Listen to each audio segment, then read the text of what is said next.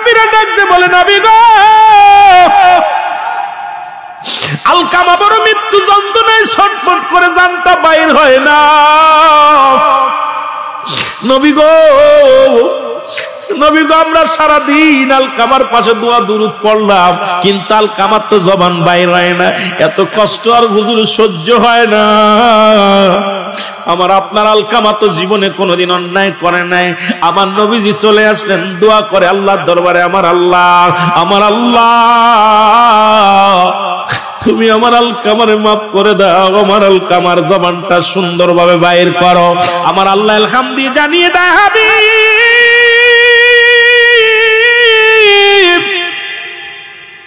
ওহির মাধ্যমে জানে যে নবী গো আপনার কি বলবো নবী গো, আপনার আলকামা নামাজ পড়তে রোজা রাখতো সবই ঠিক ছিল, কিন্তু মা জননীর সঙ্গে ব্যবহারটা ভালো করে নাই।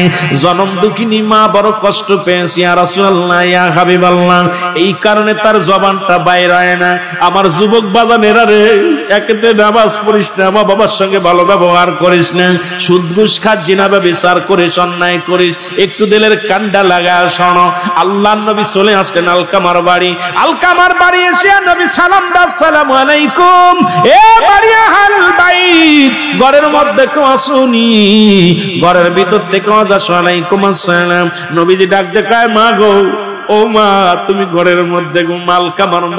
আলকামার মা ডাক দেখায় নবী গো আপনি আসছেন, আমার বাড়িতে আসছেন, আমার সন্তানের কয়টা দিন মৃত্যু যন্ত্রণায় পড়ে আছে, আমার সন্তান মৃত্যু হয় না, জানটা তার বাইর হয় না, জিহ্বা বাইর হয়ে গেছে, চোখ দুইটা তার বড় বড় হয়ে গেছে। আলকামার জীবনটা অনেক কষ্ট চলে রে।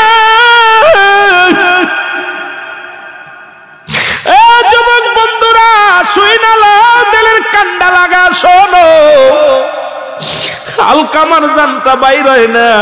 নবীজি ডাক দিয়ে বলেন মা গো, ও মা আমি আপনার কাছে একটা দাবি রাখি, আমার আলকামা জীবনে কি না কোন অন্যায় করেছে রে বাবা?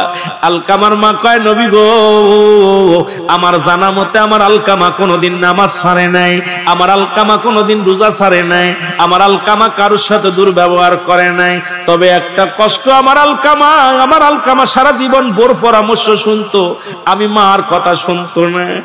আরে বউ যা বলতো এটা তা মানতো, বোর কথা মতো বোর পরামর্শ অনুযায়ী চলতো, আমি মায়ের কোনো কথারে প্রাধান্য দিত না। আমি মা বড় কষ্ট পেয়েছি রে বাবা। আজকে আমার যুবক ভাইয়েরা মা পেল দিছো, আজকে অনেকে বিয়ে করছো, বিয়ে করার পর মাকে ভুলে গেছো, বাবাকে ভুলে গেছো। এ বাবা আমি এই সাবজেক্টের পর কোন দিকে যাব বুঝি আসে না, শুধু এই মৃত্যু যন্ত্রণার ওয়াজ করতে যাইয়া কোন দিকে চলে যায় রে বাবা। ও দরদি বাজারেরা দিলের কান্ডা লাগা শোনো, আল্লাহর নবী ডাকতে বলে মা গো তুমি মাফ করে দাও। আলকামার মা কয় না আমি মাফ করতে পারবো না। আমি যখন ঘরের মধ্যে ডাক দিতাম বিবির পরামর্শ অনুযায়ী চলতো, কিন্তু আমার কথায় প্রাধান্য দিত না। আমি জনম দুঃখিনী মা, আমার অন্তরের ভিতরে কষ্ট পেয়েছি। নবী কয় সাহাবীরা রে জলদি আয়, আমার আলকামা মারা পরে জাহান্নামে যাবে, কারণ আমার আলকামা মায়ের মনে কষ্ট দিয়া যদি দুনিয়া থেকে বিদায় হয়ে যায় জাহান্নাম তার অবধারিত রে। দেরি করিস না, খড়িয়ানা হলো, খড়িয়ানিয়া চিতে সাজানো হলো, চিতা সাজা আলকামারে পুড়াইয়া দিবে। আলকামার দেহখানা নিয়া যখন আগুনের মধ্যে দিবে গো, আল্লাহর নবী কয় মা গো যেহেতু আপনার সন্তান আপনি মাফ করেন নাই, মাফ না করার কারণে আপনার ছেলে তো জাহান্নামে যাবে, মারা যাবে মা গো। মারা যাওয়ার পর আল্লাহর জাহান্নামে পড়বে, এই দুনিয়ার মধ্যে আপনার সামনে তারে পুড়াইয়া দিই। এই কথা বলি আলকামার বডিখানা নিয়ে যখন আগুনের মধ্যে দিবে, জনম দুঃখিনী মা ঘর থেকে একটা চিৎকার মেরে বলছি ইয়া রাসূলুল্লাহ ইয়া হাবিবাল্লাহ, আমি জনম দুঃখিনী মা, আমার সন্তানের এই কষ্ট আমি সহ্য করতে পারবো না, আমার সন্তানের আমি মাফ করে দিলাম।